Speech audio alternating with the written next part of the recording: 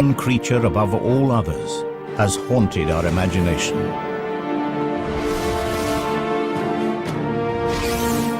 On land and in the air, the dragon has left its mark in the folklore of our ancestors. But what if these fantastic stories were more than myth? What if the legends were true?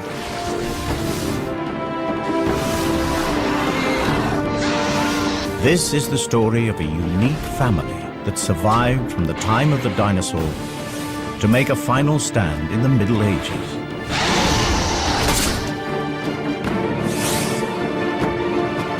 A scientific exploration of a remarkable species. This is the natural history of the most extraordinary creature that never existed.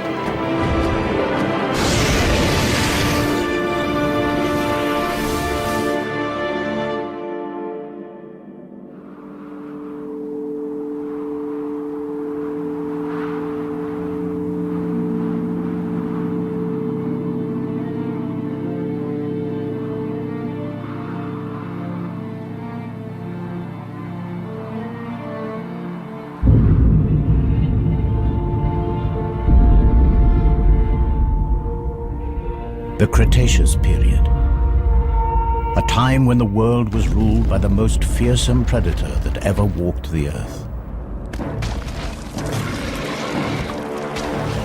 Tyrannosaurus Rex.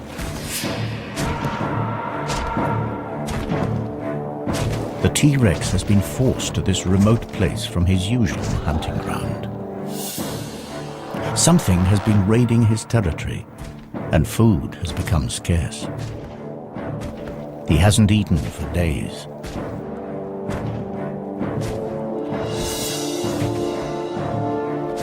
At last, a potential kill. But the T-Rex is cautious. He has never seen a creature like this before.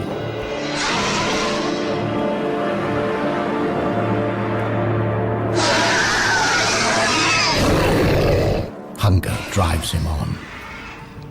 The T-Rex has a clear weight advantage. So his prey bluffs, extends its wings to give the illusion that it is much larger than it really is.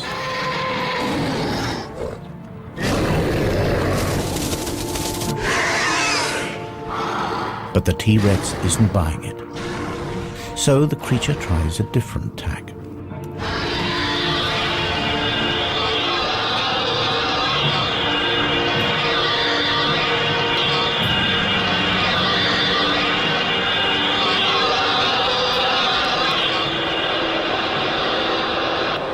The cry carries for miles.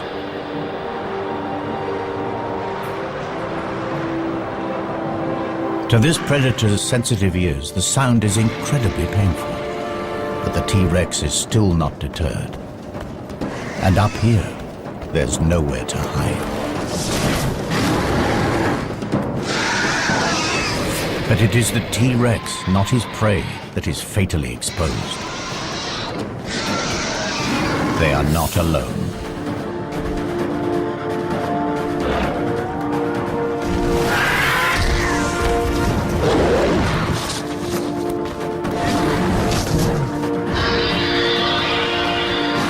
This is an adult female, a fully grown prehistoric dragon.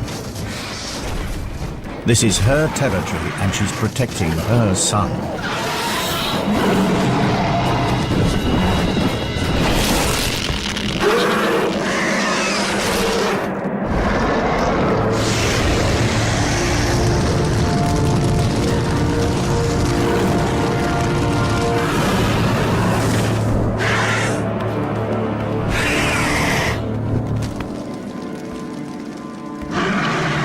The Tyrannosaurus will not last the night. But the mother is also seriously injured. With a broken wing, she can no longer hunt to feed herself or her offspring.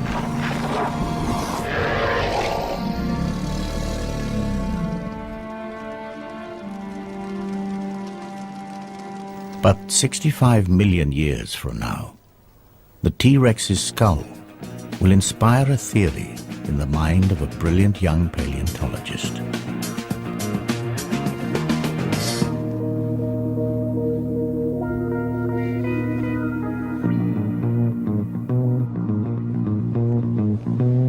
This is one of only 3 intact T-Rex skulls that have ever been found. It all started 5 years ago when I discovered this complete T-Rex in Montana. It was big news. Dr. Jack Tanner, paleontologist, an overnight celebrity. But then I blew it. I proposed the existence of an impossible creature. You see, my T-Rex skull was damaged in a very specific way. To me, the injuries were evidence of an attack by a predator unlike anything known to science. The evidence was undeniable. So I tried to get others to see things my way. The nature of these marks suggests that this skull was punctured by 3 sharp objects in an arc. It's a talon formation. But I don't believe that these puncture wounds actually killed the Rex. The real death blow is here. See? Symmetrical deposits of carbon down both sides of the skull. These are scorch marks. Precise. Aimed. Perhaps my childhood obsession had clouded my thinking. You see, as a kid, I was mad about dragons. Dragons from the high seas, flying dragons from Greenland, fire-breathing dragons from Europe. And here's the thing that got me. These myths came from all over the world, right? From cultures that could never have met. And yet from the Andes to the Himalayas, you could hear stories of dragons. How? Here's a kid's best guess. Because the stories were real. Last week, guess what? Out of nowhere, the Dragon Man is thrown a lifeline. Another find. Not Montana this time, but on a Romanian mountain.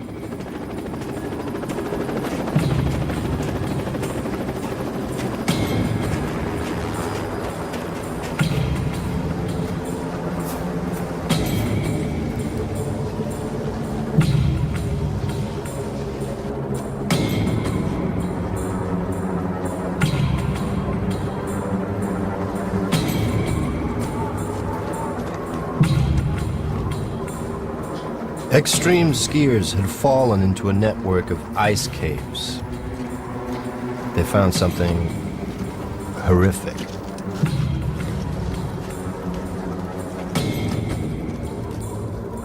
A body, and he wasn't wearing the latest lightweight thermals. It was ancient. There's nothing the police could do with a 15th century corpse. This was a case for historians, not detectives. But police being police, they couldn't resist a nose around.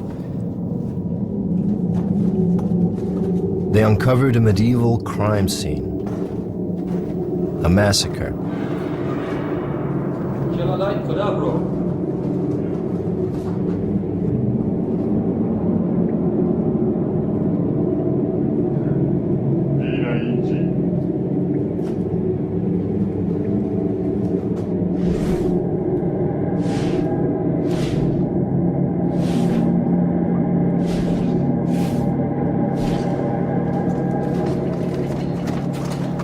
They moved deeper into the cave and soon wished they hadn't. Now, I don't know the Romanian word for dragon, but someone said it.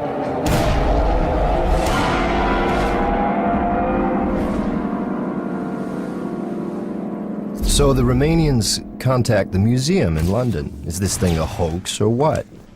Now, the museum, they're ready to pass. They have an international reputation to maintain. I get to hear about it and figure I'm the perfect solution. The man with no reputation to lose.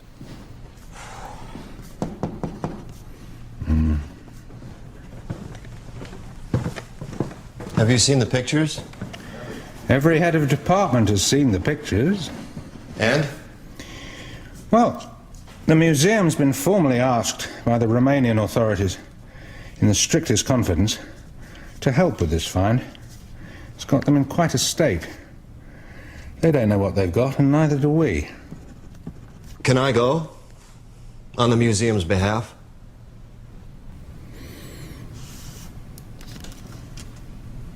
I can call a meeting.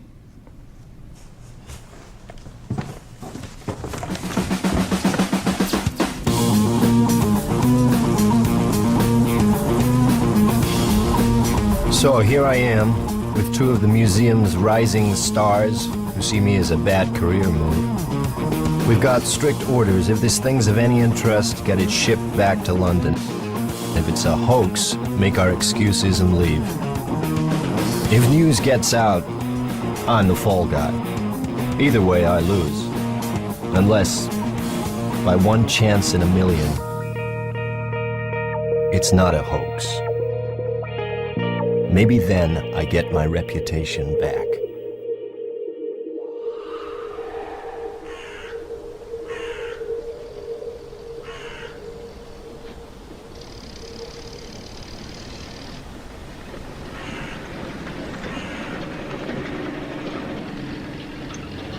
It starts badly.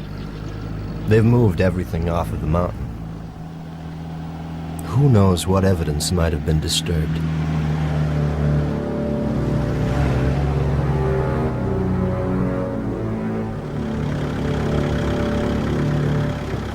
So we're in the backwoods, at a makeshift mortuary in an overgrown shed.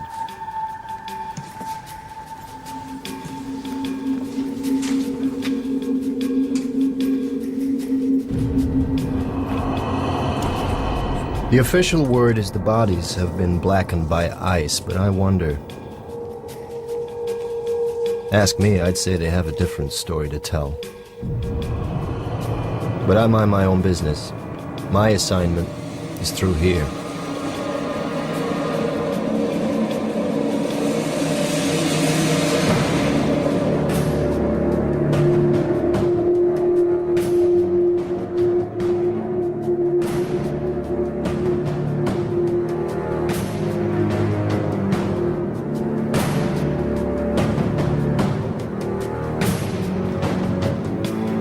Nobody said anything about a whole carcass.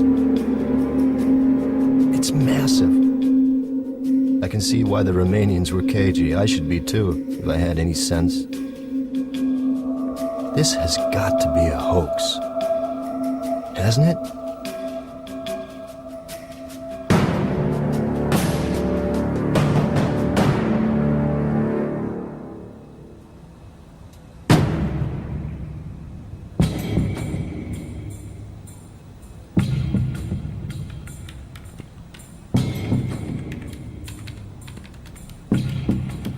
Okay, so let's get this over with.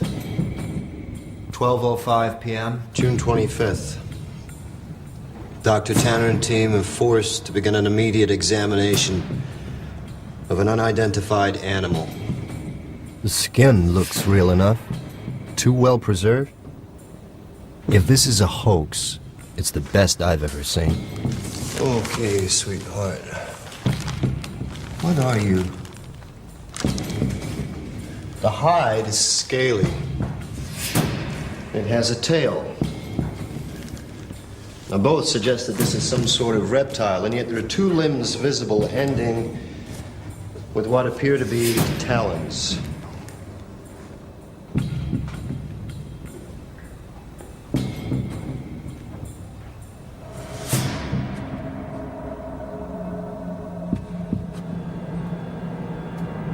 Now, these are general characteristics.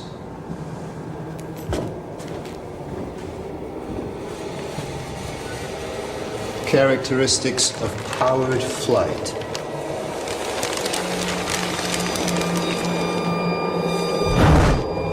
Could this thing really fly?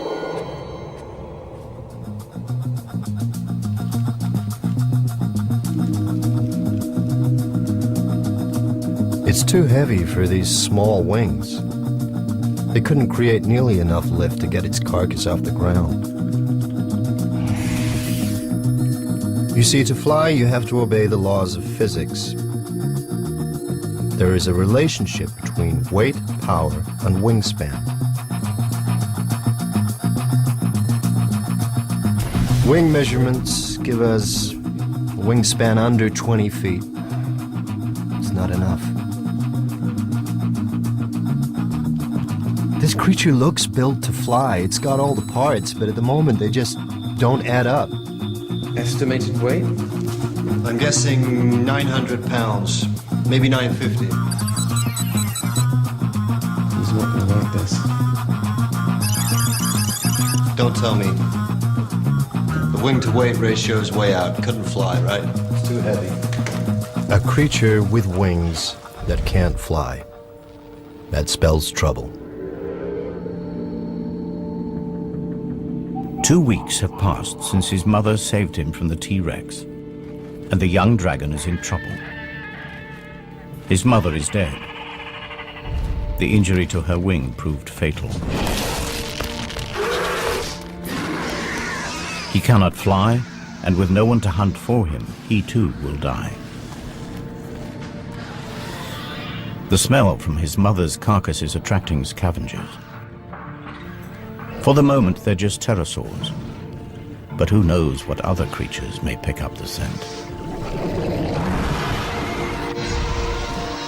This dragon lost his mother at a critical moment. Somehow, he has to teach himself to fly before it's too late. And if he does get airborne, it will be thanks to one of nature's most astonishing feats of engineering.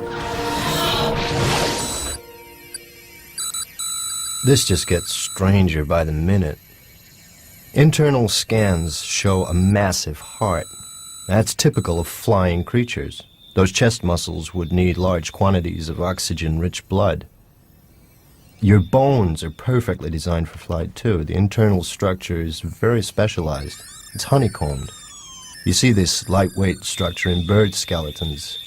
Their bones are strong, but still light enough for flight.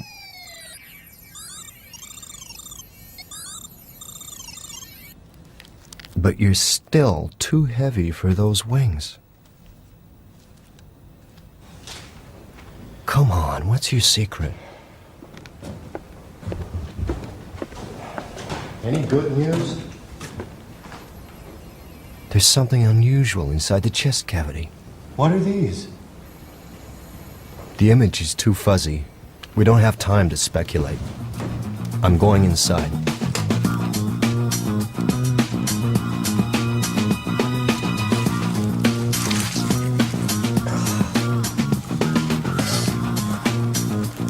The plot thickens. The second pair of lungs? But there's no internal structure. Bladders, maybe? They must have held something. You pass me a syringe, please?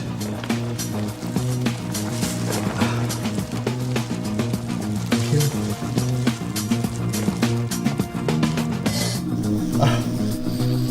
It's gas. Analysis, please.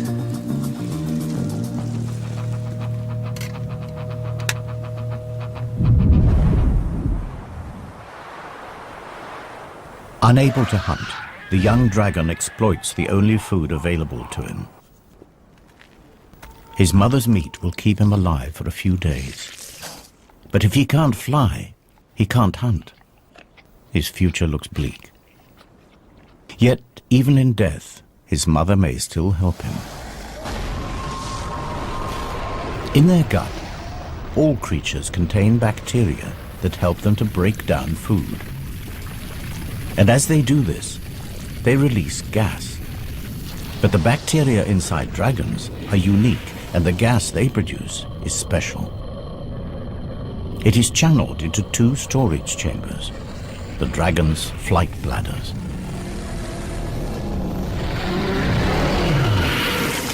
Alongside the super light skeleton, these bladders provide the key to flight, provided you know how to use them.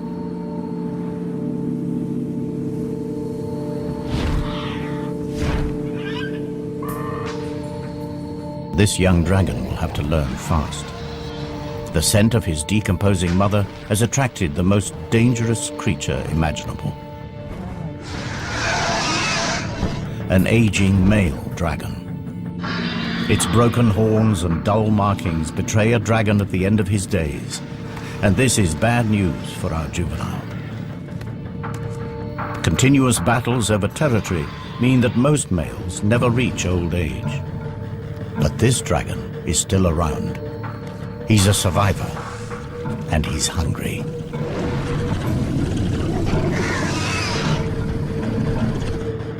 The youngster senses that given the choice, he'd prefer fresh meat. And this time, his mother isn't there to save him. His only hope is to take to the air.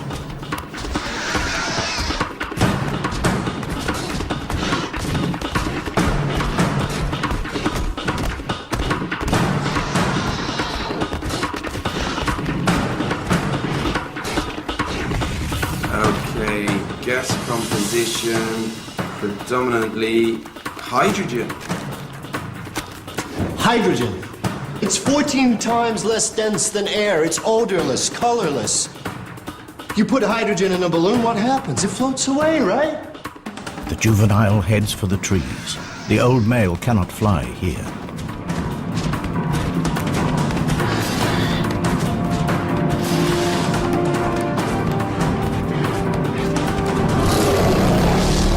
Inside, the young dragon's body is working overtime.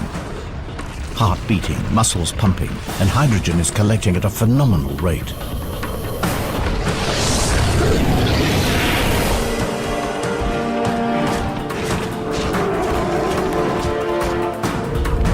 Fully expanded. What would you say is the cubic capacity of one of these things? 15 cubic feet. There are two. That's 30. 30 cubic feet. A pump full of hydrogen. What kind of lift does that give us? Not quite there, but maybe.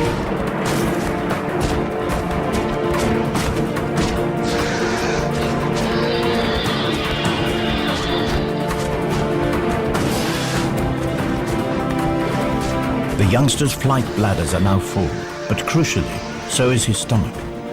The undigested meat is weighing him down. Just in time, instinct takes over. He empties his stomach and spreads his wings.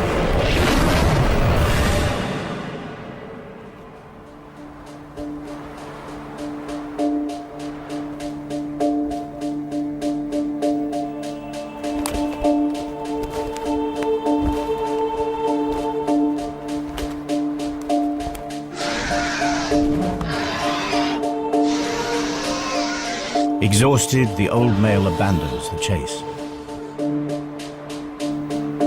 Our young dragon has found his wings, just in time, and for the very first time in his life.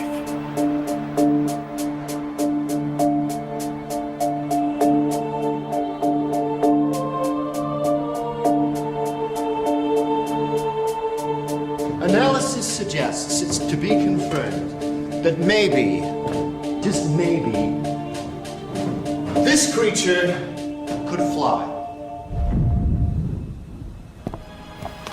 This is no hoax. This thing is for real. A gigantic flying lizard. Too much to expect that you could breathe fire, too.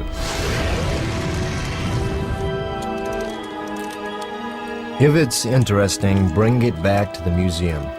That was the plan. Well, it's interesting, all right. But let's see what else we can find out before we have to leave. Okay. Time to put our heads into the lion's mouth.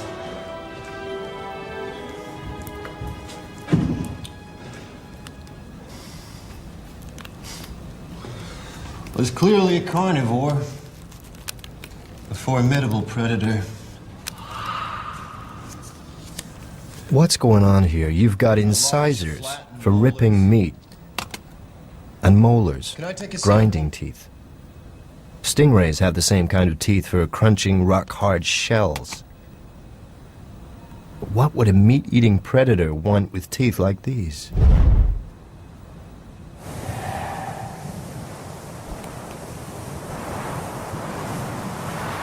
Several years have passed, and our juvenile is now a young adult. But he is homeless. Without territory, he will never have a regular supply of food, and he will never mate. But his time has come. In the past, he has strayed accidentally inside the territory of dominant males. Today, there is no mistake. It is a daring act. Half of all young males are killed in territorial battles. The dull coat of adolescence has transformed into a vibrant display designed to intimidate rival males.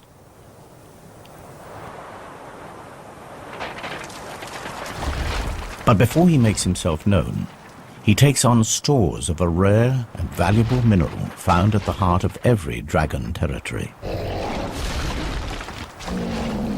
He is preparing for the fight of his life.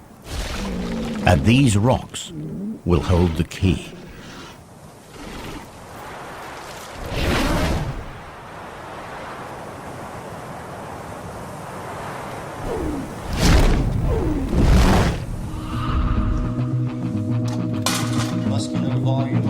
The inner surface of the mouth is incredible. It's almost armor-plated. Now this is something I've definitely seen before. A fleshy valve at the back of the throat. This flap is very similar to the false palates found in crocodile throats. Crocs use it to stop their lungs from flooding while holding prey underwater.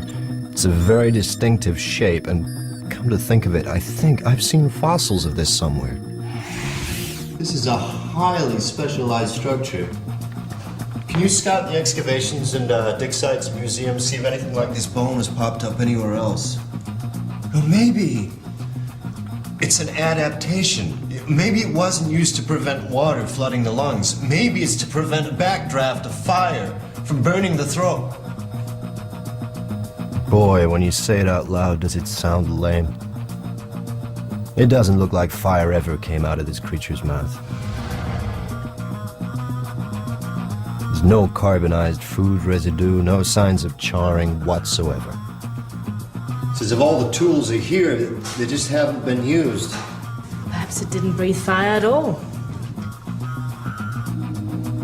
Well, maybe you're right.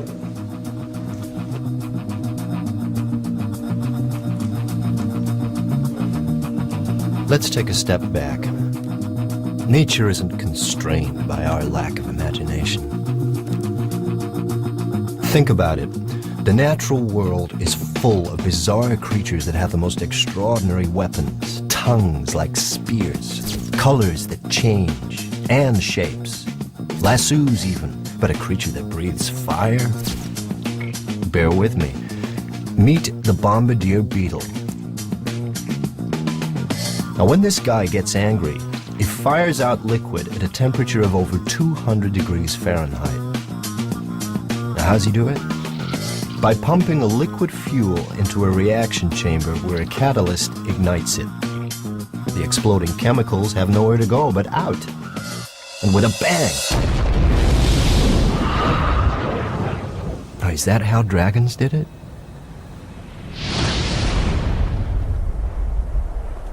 In the heart of his territory, the resident dragon, the alpha male, blasts a warning into the air. It signals that he is fit, healthy, and confident enough to waste precious fire on a display. The message is not lost on our young challenger.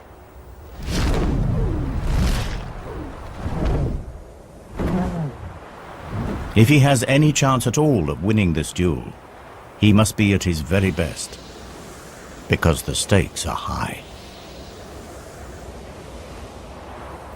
With territory comes not only a guaranteed supply of food, but the one thing every young male needs if he is to leave his mark on the next generation: females.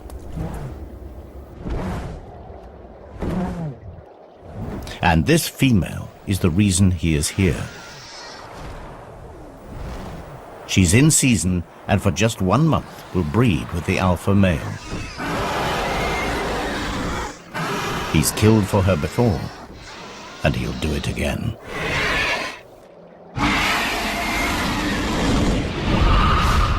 Okay. Back to basics. What do we need to produce fire? We need fuel, and we need something to light it with, an ignition system. We need a light, combustible material. Like gas?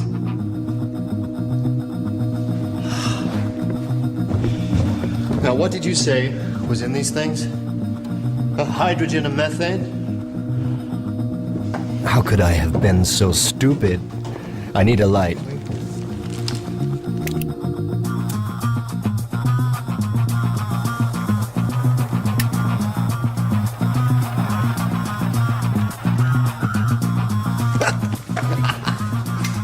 It's hydrogen and methane, both combustible gases, both lighter than air. These sacks double up as buoyancy aids and fuel stores. Evolution at its most economical. So far, so good. But how did you ignite it? Can I take a sample, please?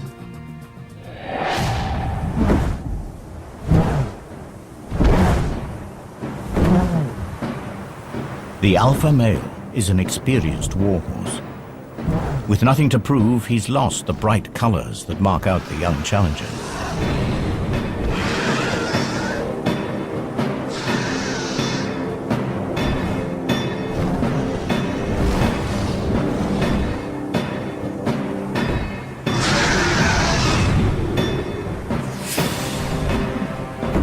Experience tells immediately. The alpha male catches our youngster with his first strike. Instinctively, the young dragon heads for cover. The cold, damp clouds will also dull the pain. But the alpha male is not without his problems. These dogfights are calculated affairs. The hydrogen in his fuel tanks also has to keep him airborne. Every blast of flame reduces his mobility.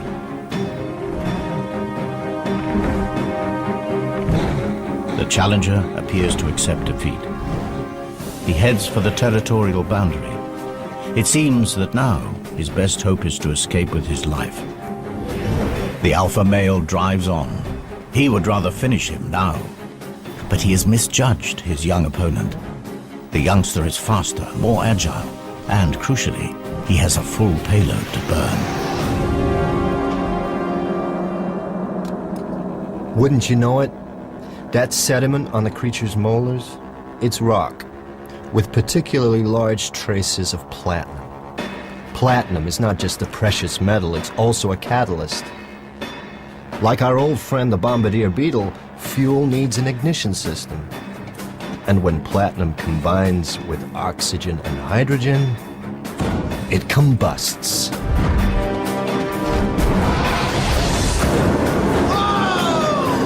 It produces fire.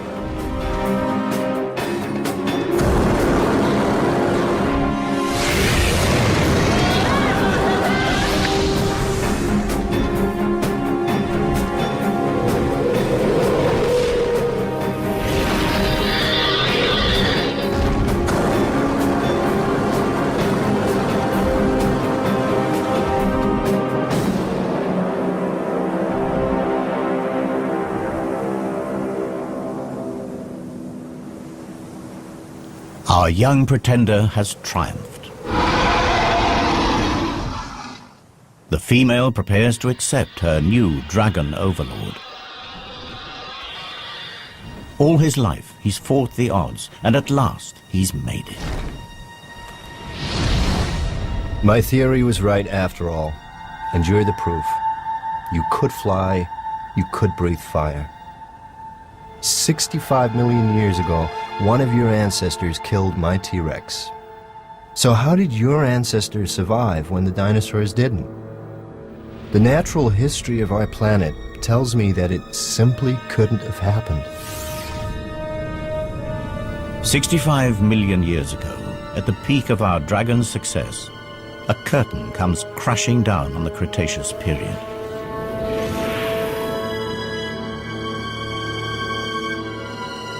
A meteorite the size of Mount Everest smashes into the planet. Known as the KT event, it wipes out nearly all life on Earth.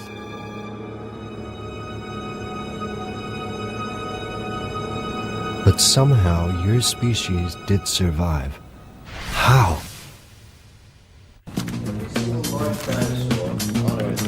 If the KT meteorite finished off the dinosaurs, how did a giant species like yours survive? Let's think straight. What other large creatures survived KT? Sharks, skates, rays, turtles, coelacanths, amongst others. And all have in common? Their marine life. On crocodiles, too. Crocodiles. The false palate is found in crocodiles. Raised nostrils, suggesting a creature that could hold its prey in its jaws and breathe while completely submerged in water. But this creature didn't swim, it flew. It has wings and talons, not webbed feet, suggesting the palate must be an evolutionary relic. Somewhere in the dim and distant past, this creature's ancestors lived in water. You swam from extinction.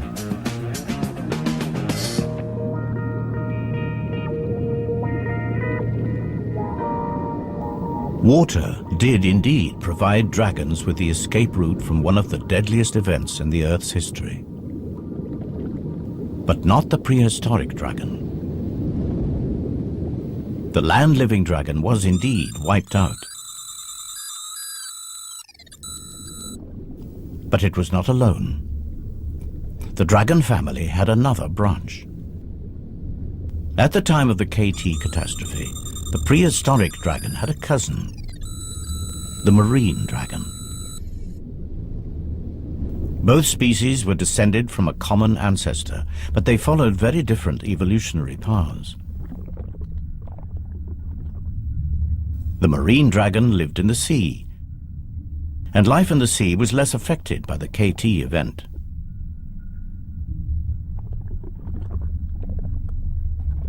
As they evolved, their flight bladders became swim bladders. Their large wings reduced to become fins, and their powerful tails became rudders. Marine dragons thrived.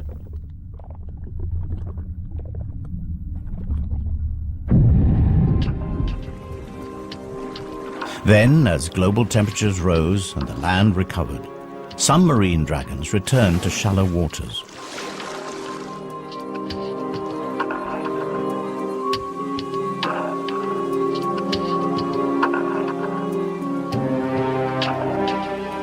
Through estuaries and rivers, they eventually made their first tentative steps back onto land.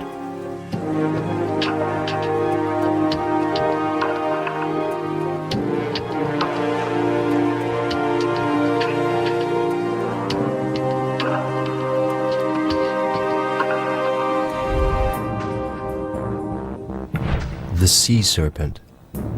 Are the legends actually about marine dragons?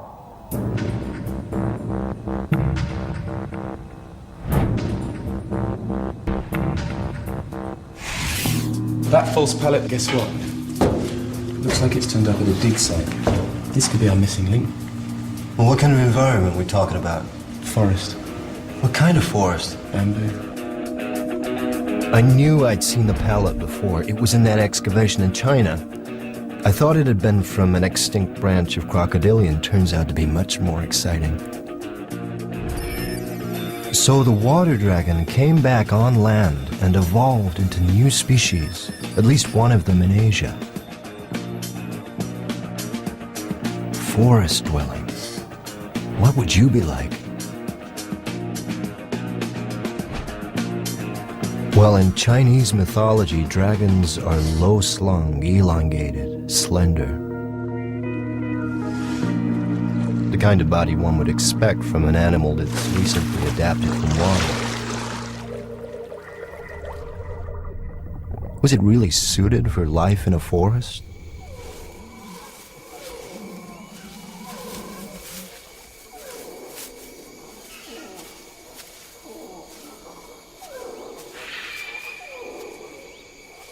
The dragons that return to land discover that the prehistoric world has changed.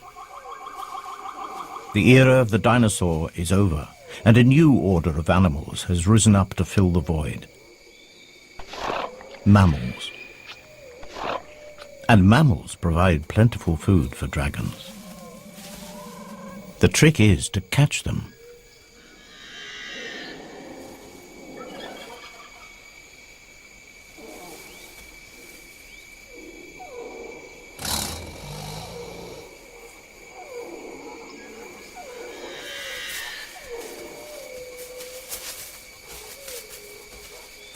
The superb camouflage and silent movement has made this dragon all but invisible in the bamboo forest. The wings on this dragon are too small for flight, but the flight bladders provide gentle lift and allow her to glide silently across the forest floor. The markings on her skin break up her outline in the dappled forest light. And to be sure, this massive relic from the age of the dinosaur has had to develop new tricks. Hunting mammals in this compact environment requires tremendous guile.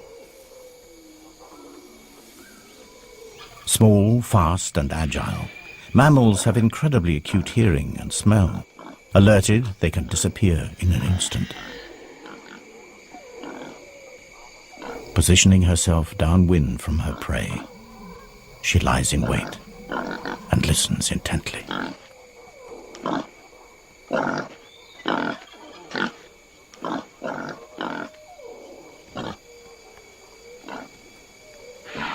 But she's not ready to strike just yet.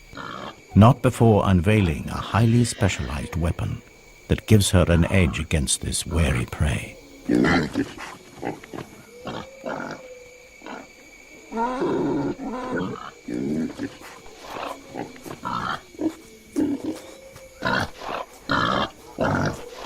The forest dragon has developed a remarkable behavioral strategy.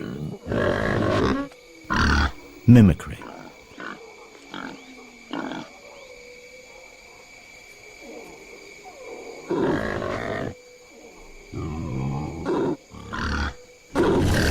By carefully controlling the flow of gases from her flight bladder, she manipulates her voice and entices her prey.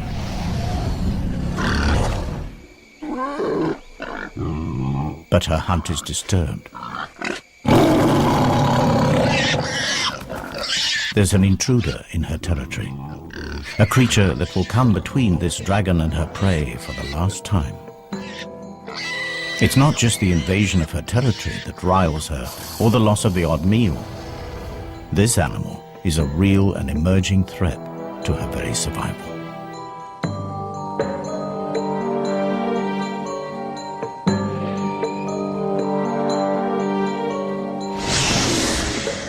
A glide is the best her stunted wings allow. But she has the scent now and is determined to finish things.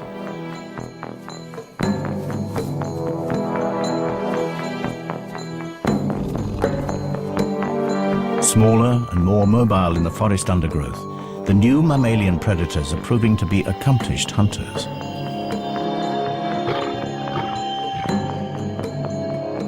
Left alone, these predators will outcompete her for food, and she would starve. She isn't going to let it happen. The dragon closes to striking range. She blends into her surroundings, unseen, but not unheard.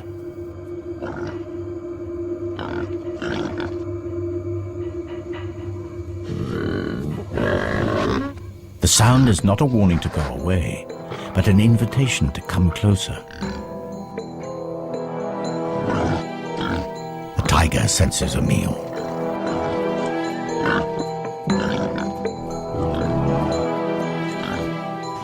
But he is a cautious hunter. The dragon tries a subtle change of pitch. The prey sounds distressed. An injury, perhaps?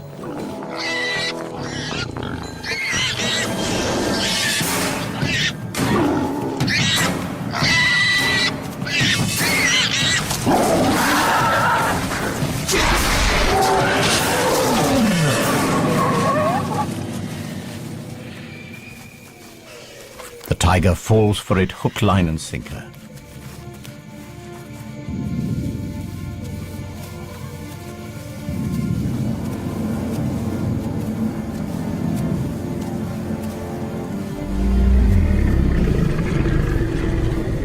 One less rival, one more meal.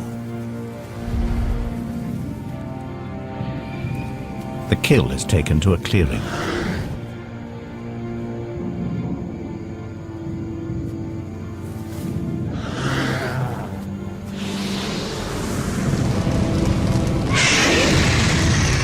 The forest dragon has adapted its ancient weapon into a culinary tool.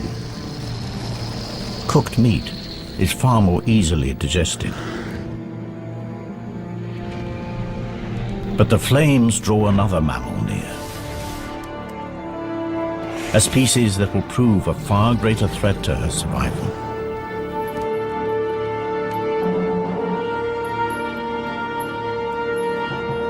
I came here to expose a hoax, and suddenly a whole reptile family is coming to life.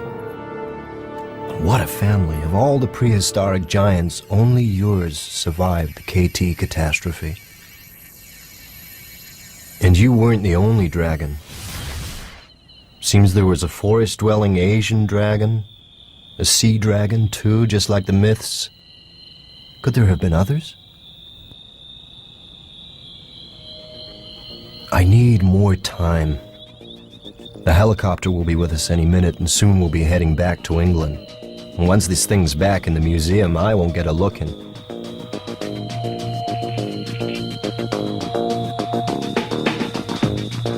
Until then, we'll keep scanning.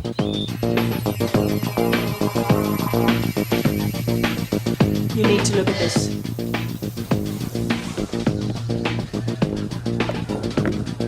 I've just noticed these fragments here.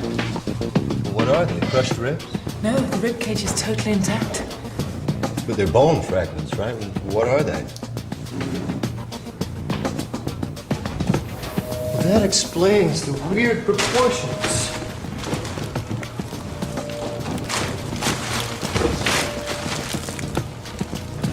Of course. It's got 4 legs. And 2 wings. 6 limbs. No vertebrate that ever lived has 6 limbs.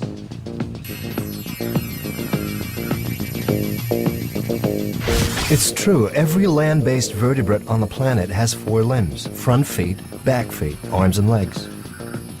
And airborne creatures too. Feet and wings. They all have 4 limbs. But not this dragon. It's got 6. It can't be a fake. Not now. But if those legs are for real, then they'll show up in its DNA. Oh my. Now that's some freaky mutation. This creature has a genetic adaptation unlike anything in the animal kingdom, and wouldn't you know it? In the gene responsible for generating limbs. And it's here in mythology, too. The Chinese, the Aztecs, Polynesians, they all drew images of creatures with the same adaptation, giant 6-limbed reptiles. The clue was there all along. How could I have missed it? These drawings aren't wild imagination. They're records. These primitive people were telling us something, and we weren't listening. And if the images are accurate, then there are even more evidence that there were many types of dragon, and they lived everywhere on the planet. Okay, we've got evidence for a marine dragon, the sea serpent of legend, a forest dragon that lived in Asia, the Chinese dragon that adorns 1,000 pots, and you, well, let's call you the mountain dragon. Have you left your mark on European folk history?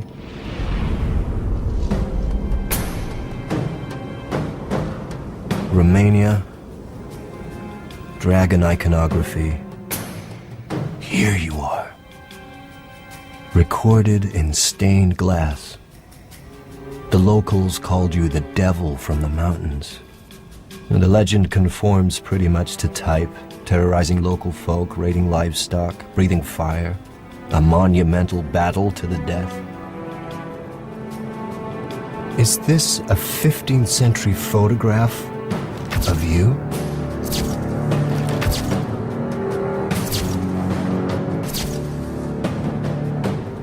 So the local farmers gave you a name, the Mountain Devil. And what kind of devil were you?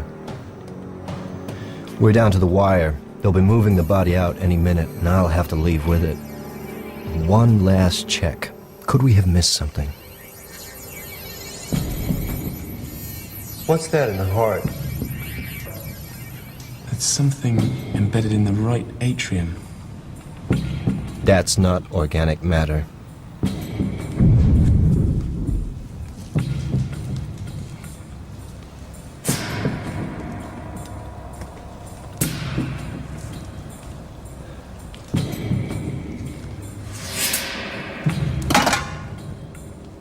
This could be really important. Unequivocal evidence that dragons and humans were at war.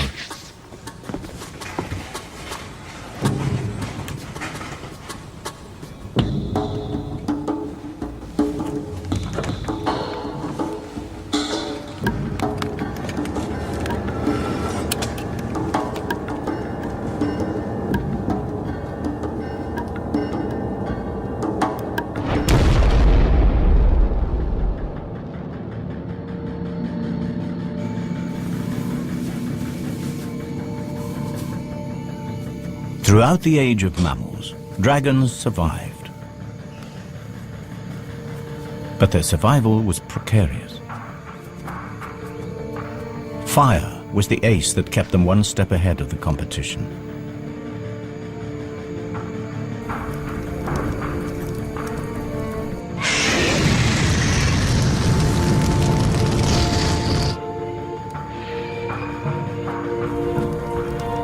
But in time, a new mammal emerged. Small, vulnerable, but supremely intelligent.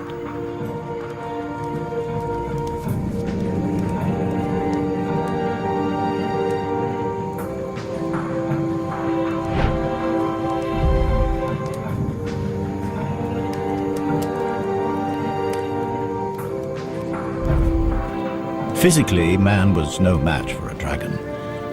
But he recognized the possibilities of fire.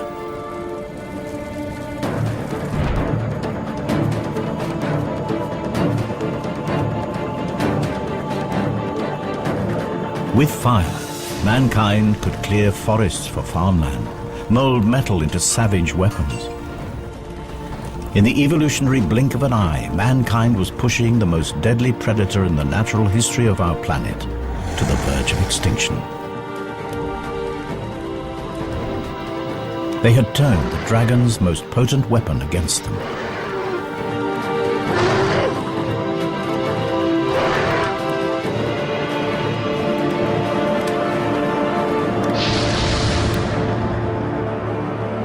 The stories of these epic battles were recorded in folklore around the world, culminating here in Romania. A dark story passed down through generations. The story of a demon on a mountaintop, and of knights drawn into the mist, never to be seen again. Until now.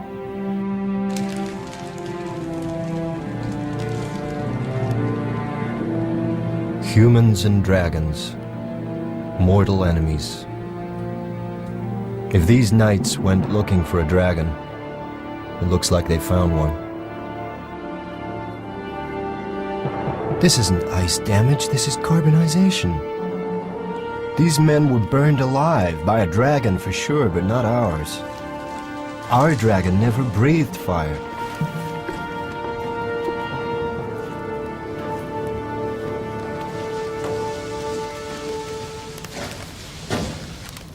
We haven't finished yet. Yes, we have. Look. Look.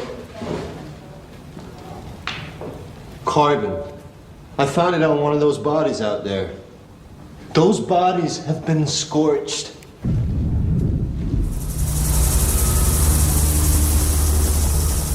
They're right, of course.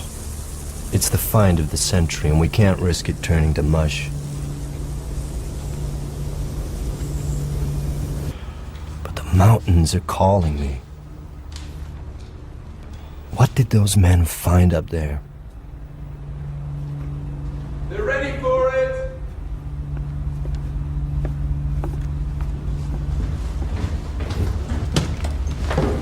This section here. Am I misreading this? Is this a reproductive system? These are oviducts, right? Small ovaries. The female. Yet there's no evidence of follicular activity. The reproductive tract is immature. It's a juvenile. It's a baby. That clinched it. The creature in the autopsy room was a baby.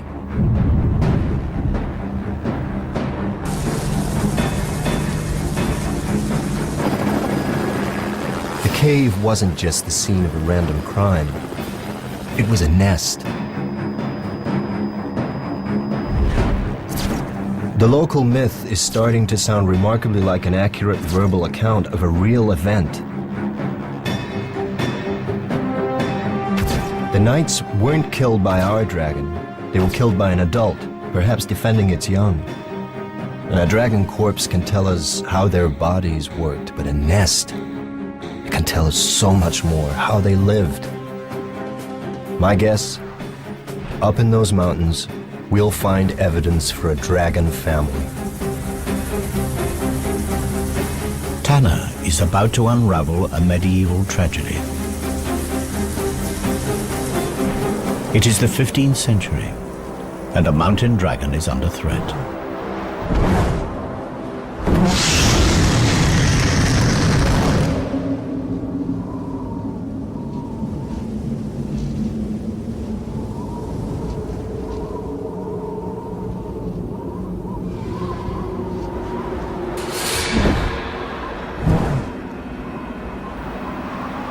The distant ancestors of this female mountain dragon fed on the wild herds that roamed the vast Asian grasslands. But the herds were tamed by man. For dragons, they were no longer fair game. They were livestock. And so the dragons that gorged themselves on the plains have been driven to the remote regions of Europe. And in this remote place, wild game is scarce. Today she is hunting the rarest creature on earth, but not to eat. Today, she's looking for a mate. She spreads her scent throughout her territory.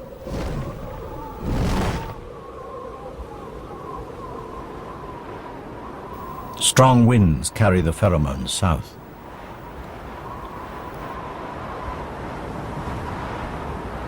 Female dragons mate once every 7 years, yet this mature female has never seen a male dragon. Nevertheless, every year when she comes into season, instinct commands her to play out the rituals of attraction. Her season is almost finished, and the window will close for another year.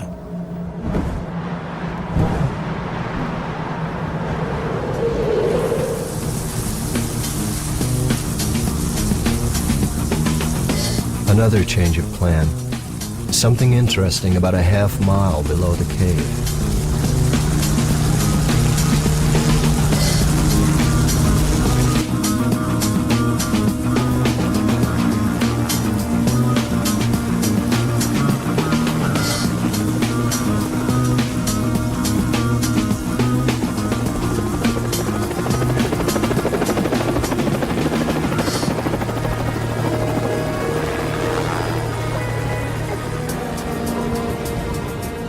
The melting snow has revealed unusual features on the rock. Now, to the casual observer, they could be anything, perhaps the result of some odd geological process, but me, I've got fire on my mind. And these rocks look like they've been scorched.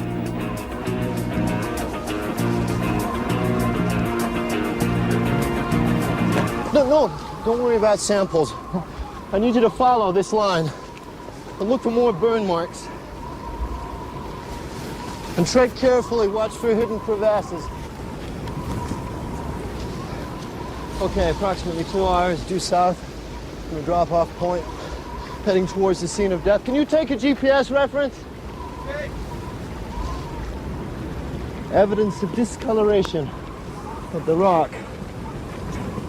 Seems to have been subjected to a blast of intense heat. It's literally scarred the rock. These rocks have been burned to melting point in symmetrical lines. The dimensions are frightening. Lightning couldn't do this. Forest fire? It's not likely. We're halfway up a mountain at the edge of a glacier. The lair is nearby. Was there some kind of fight?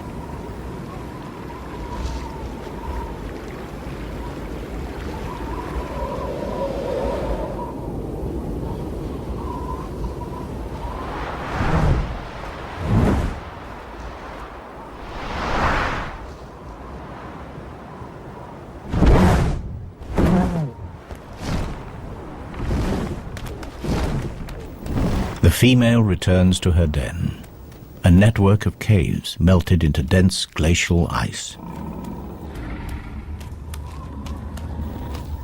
Despite the cold temperatures outside, in here the temperature is relatively warm. Like an igloo, the thick walls retain heat. But the mountain dragon has another line of defense against the cold. From her marine ancestor, she's inherited a blood protein that prevents her tissues from freezing. It has proved vital to her species as they are forced into increasingly inhospitable habitats. Soon it will be autumn, and her metabolism will slow as she prepares to hibernate through the bitter winter.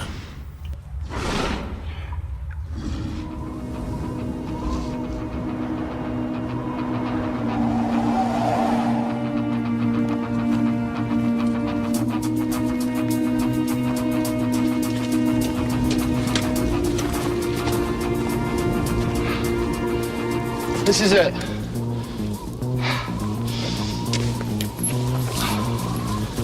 Why would you choose such a remote and inhospitable place to live? Come on.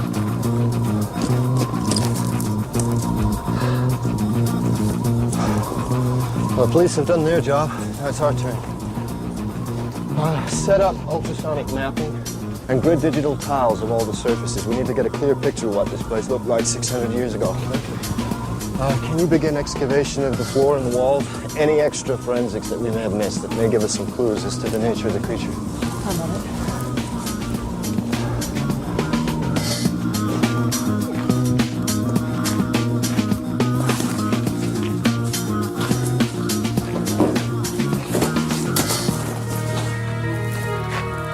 So this was where they found you. Gridding tile 1. Set. The laser scanner will help us build a map of this place, and then we can accurately record the position of everything that we find. Any mapping results yet? I've gridded most of the cave, but it's a labyrinth in here. It's anyone's guess what's behind these walls. Glacial movement. Set those echo scan charges at minimum. We don't know how unstable this place is. Echo scanning. Small explosive charges send shock waves into the ice. The echoes will tell us what's behind them.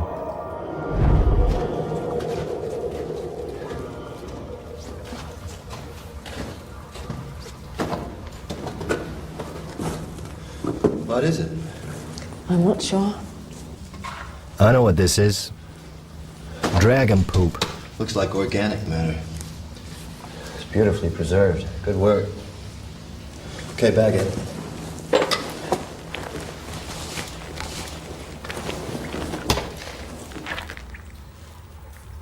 Sorry.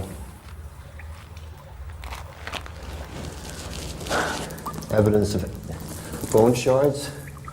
And look, these look like fruit stones. Date stones? Not many date palm trees in the Carpathians 600 years ago. It's possible that she strayed, but it's more likely that this is the feces of another. And so the next question, why would you travel such an immense distance across the continents and the climates? What could possibly attract you to this place? Whatever dumped this had its last meal in a much warmer place. Somewhere a long way from here.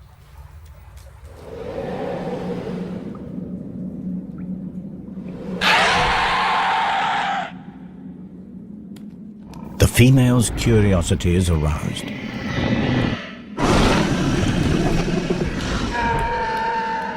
It is a sound she has never heard before, yet somehow it seems eerily familiar.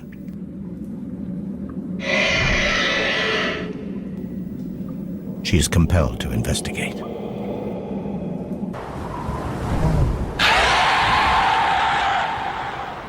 Against all odds, a male mountain dragon has picked up our female's scent. He's a nomadic dragon from the Atlas Mountains of North Africa. His search for a mate has brought him across southern Europe to the Carpathian Mountains.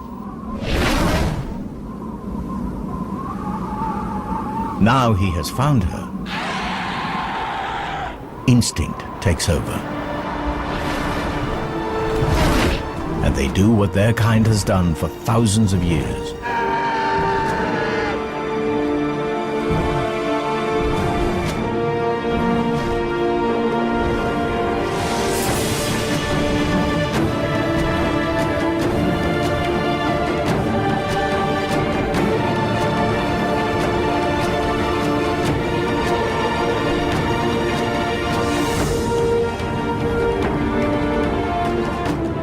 It is a courtship ritual that is as perilous as it is spectacular. At the height of her climb, they lock talons and drop in a dazzling free fall. It is the ultimate test of faith.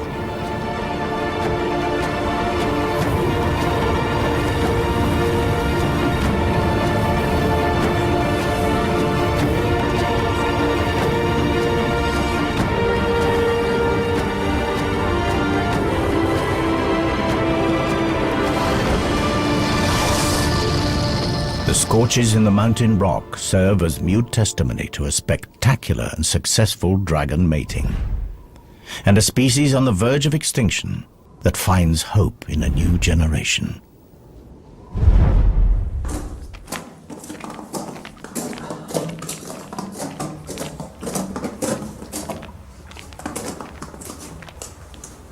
What is that?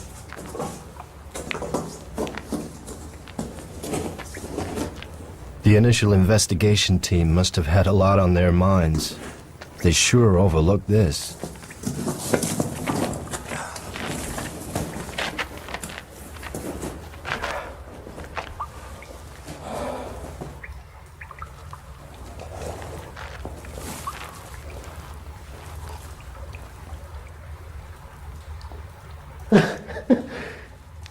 It's a nest.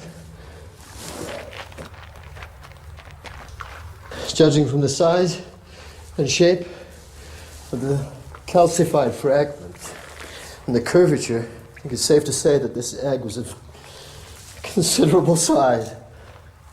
And given the fairly limited number of fragments, I think it's safe to say that only one egg would have been incubated at any one. Oh my God.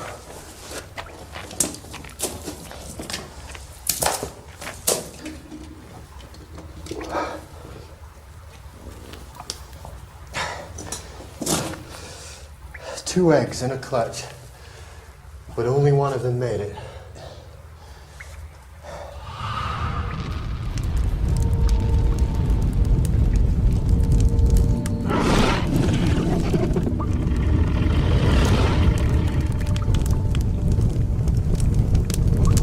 Crocodiles bury their eggs in active compost to keep them warm. Dragons have a much more direct method.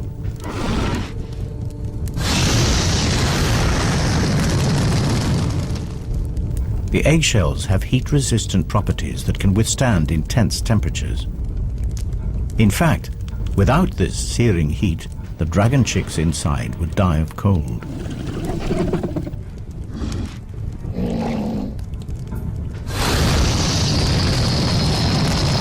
The rocks shield the eggs from the direct blast, but they also retain heat, releasing it over a long period and keeping the temperatures inside the nest stable.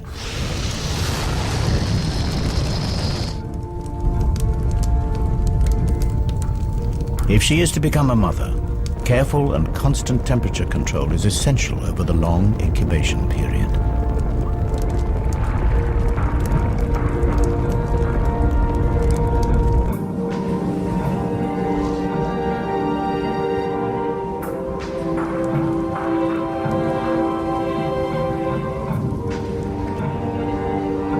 Her mate returns from hunting. He has been unsuccessful again.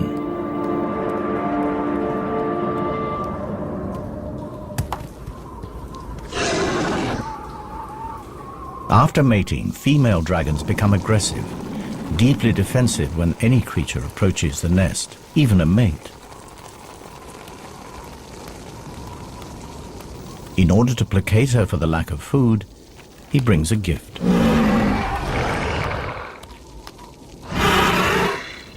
Another rock for the nest.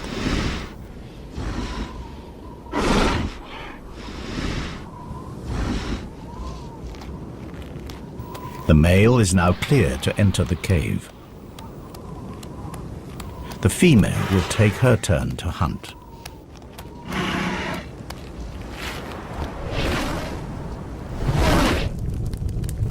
Now the male has responsibility for the nest. Special sensors in his tongue allow him to check the temperature. If the eggs fall below 60 degrees, the chicks will die. Yet, quite deliberately, he lowers the temperature. There is method in this apparent madness. Just like crocodiles, the temperature in the nest will determine the sex of the offspring. Cooler temperatures encourage the development of females. Males, even sons, will compete for territory, food, and breeding females. Females suit him better. In normal times, this self-serving strategy is sound, but in a species on the verge of extinction, an imbalance in the sexes could prove fatal. Should anything happen to him, this tiny group is finished.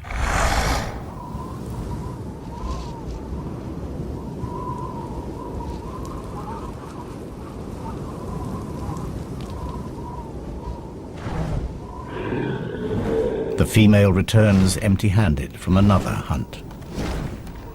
The male is not at his post.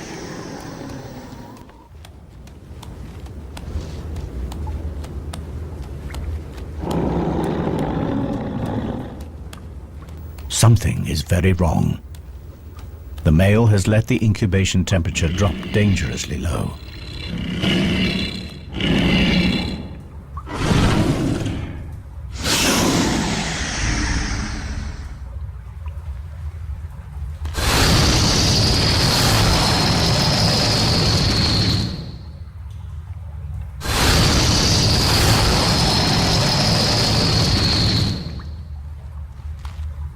It is already too late for one of her chicks, but one might survive.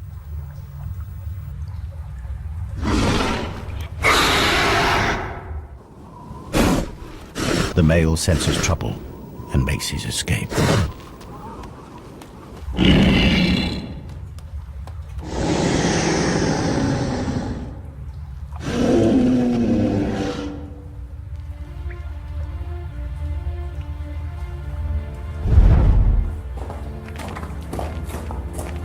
The cave continues to yield up its secrets at a fantastic rate.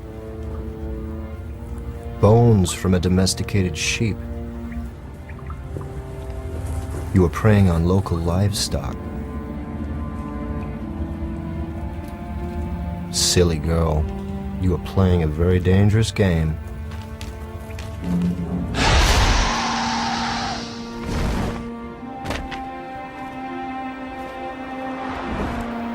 The female has taken to raiding livestock for food.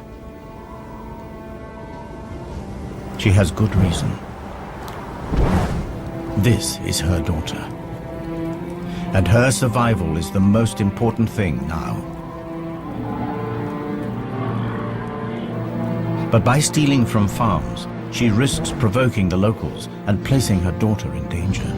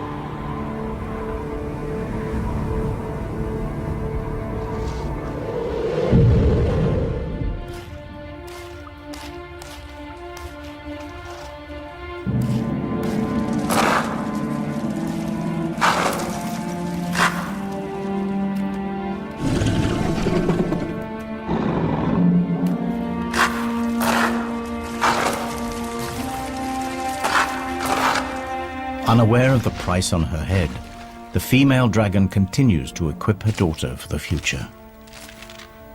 She is passing on the secret of fire.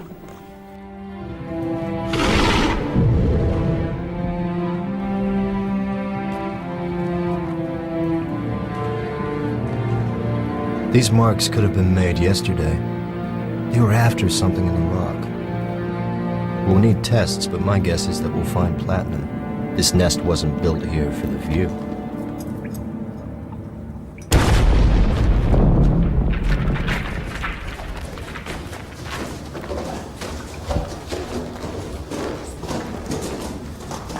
I've got the results through.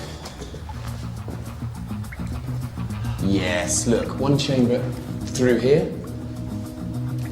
There's a second chamber behind us here. And there's a third chamber right over there. 3 chambers. We've only got time to go into one, so what do you want to do? I have no idea. Wait a minute. What's that? There's something on the rock.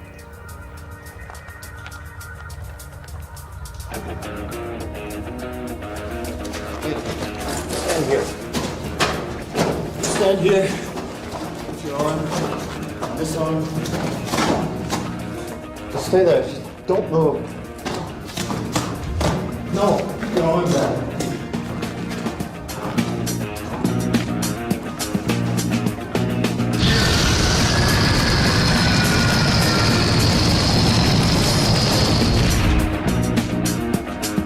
Whatever created that blast mark came from behind this wall. Set up the rover. We're going in here.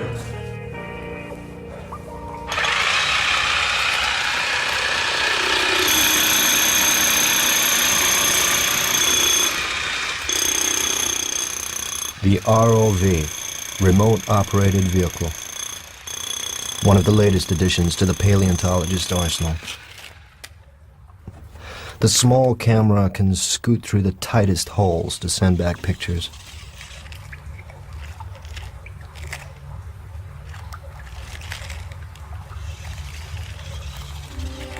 Padre nostro, che sei nei cieli, sia santificato il tuo nome, venga il tuo regno, sia fatta la tua volontà, come in cielo e così in terra. Dacci oggi il nostro pane quotidiano.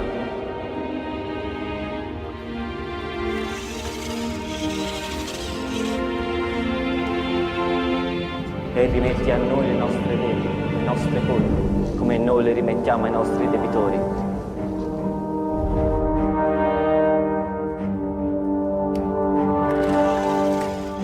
E non ci indurre in tentazione, ma liberaci dal male. Amen.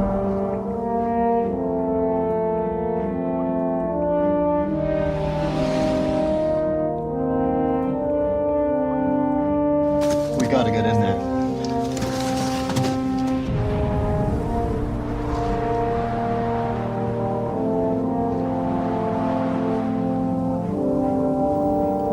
After feeding, mother and daughter bask in the sun's warmth. Their wings soak up heat like solar panels.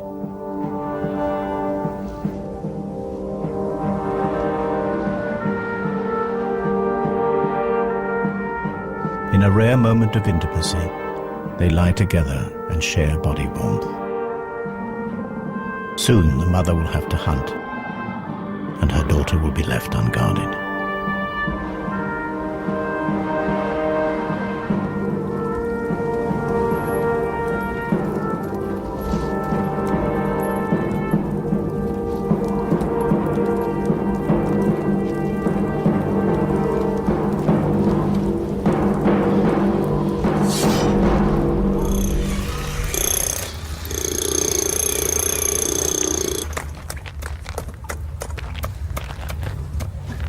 The nights in the mortuary weren't alone.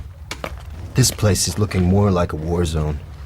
The question is, whatever killed them, is it still in there?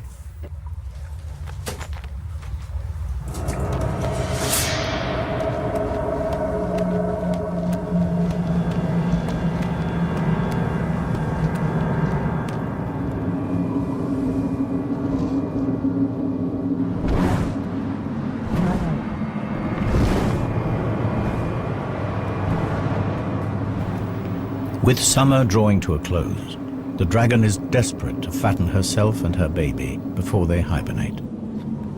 And in her desperation, she has all but cleared the local farms of livestock.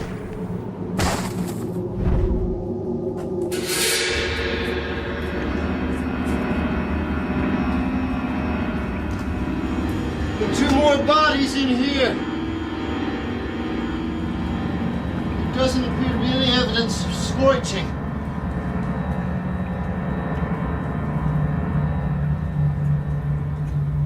I'm getting closer. I know it. Where are you? Wait, there's another passage. I'm going through here.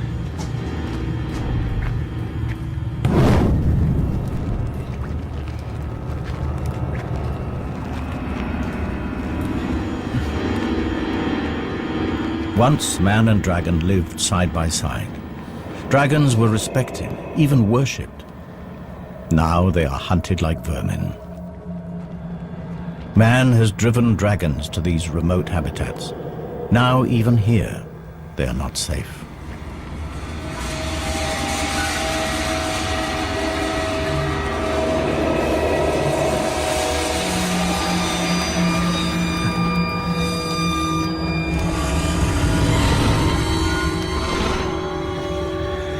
Without the ability to breathe fire, this immature youngster is vulnerable. But her assassins were reared on stories about their terrifying weaponry.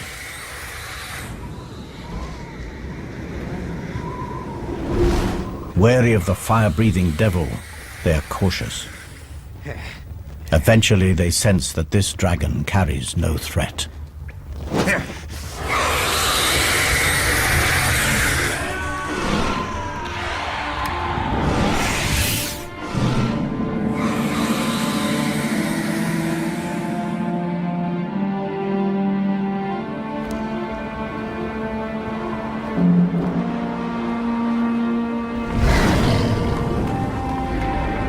The mother returns.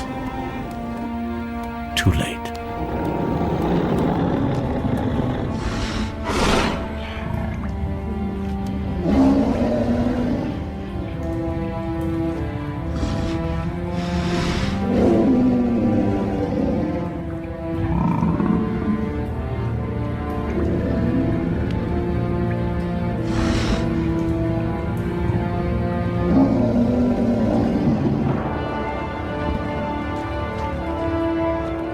But her grieving will have to wait. She catches a scent, chilling yet familiar. In a final insult, the assassin wears the blood of her daughter as a trophy. These warriors may have survived many battles, but nothing can prepare them for the fury. They are about to reap the whirlwind.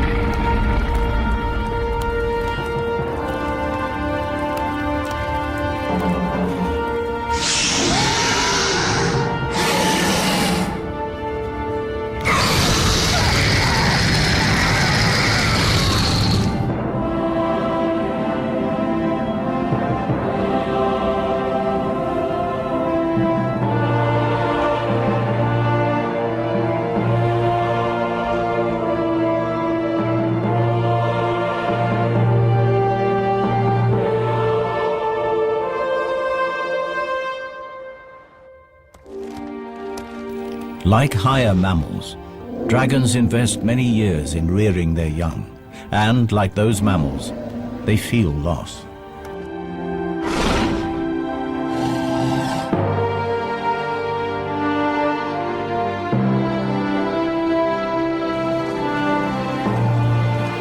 But the trauma of her daughter's death has brought the female dragon into season. She may still be mourning, but her body knows that to survive, she must mate again.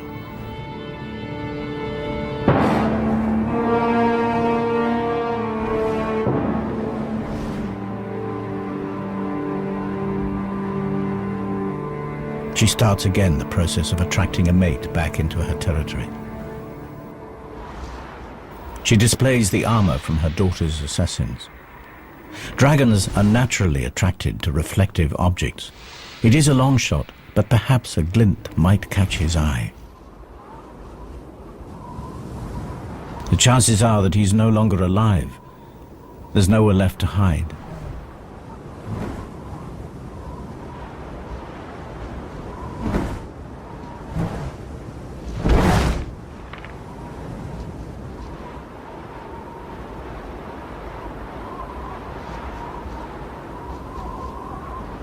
As winter draws in, hibernation beckons.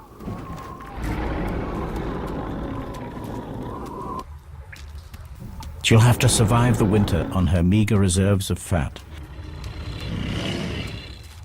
Her body temperature drops dramatically and she goes into suspended animation. All her usual functions are placed on emergency status, and her hydrogen reserves fall to almost zero. And in this state, she's as vulnerable as her daughter.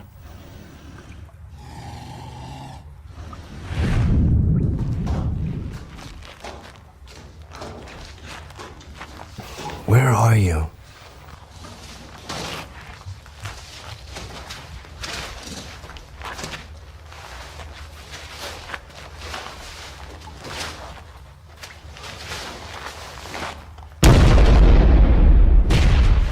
Another body! A spear. A body. It's crushed by something.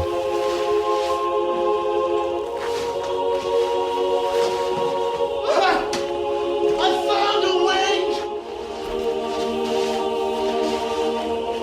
It shoots!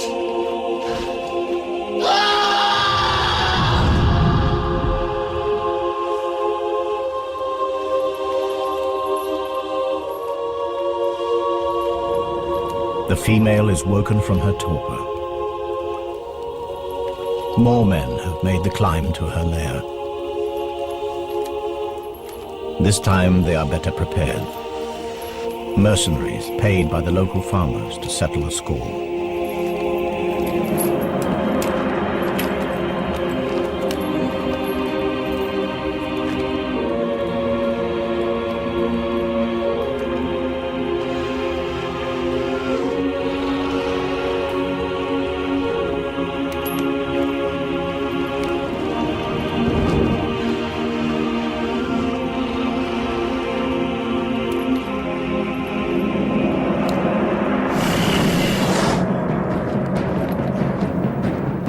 Without food, she cannot make hydrogen.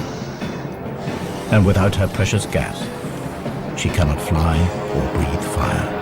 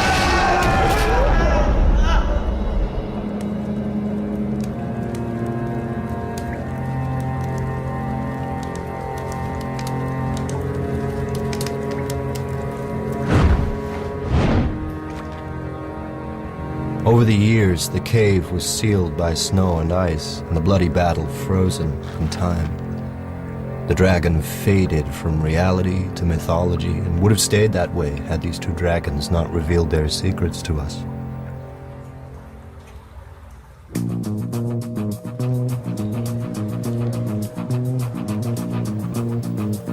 I left the museum with my reputation in pieces. I return with the story to end all stories, and evidence that will rewrite natural history. The creatures of legend were real, but the legends gave a twisted view of reality. I fill my colleagues in about the fantastic family that we have unearthed. A group of animals that lived alongside the dinosaurs, that escaped annihilation by going underwater, that re-emerged all over the globe, claiming forests and conquering mountains.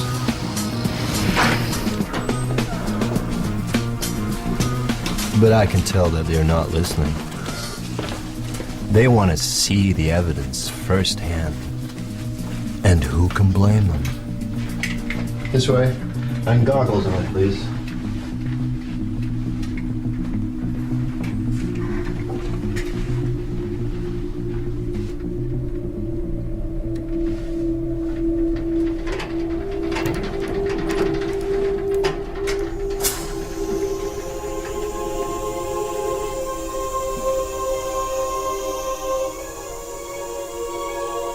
The story of life on our planet has been rewritten by a mother and her child, reunited.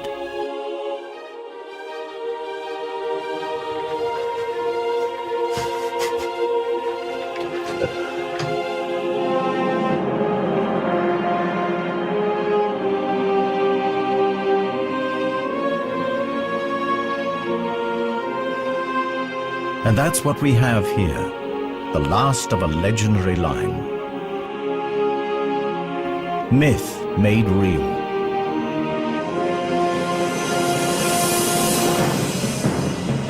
The myth of a sheep stealer. The reality of a mother struggling to feed her young. The myth of a vicious beast. The reality of survival at any cost.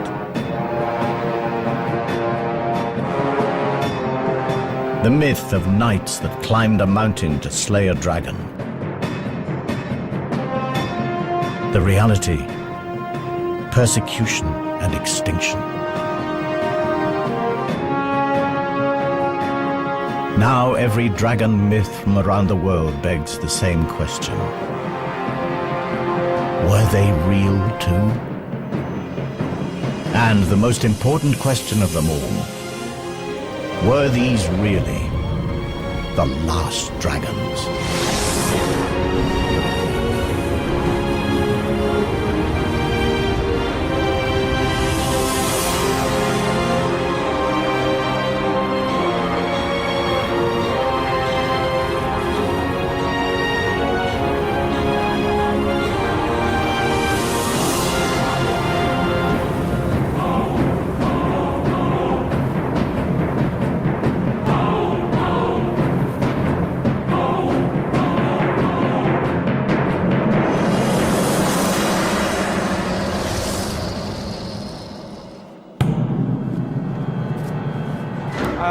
Professor Tanner, I thought I'd catch you.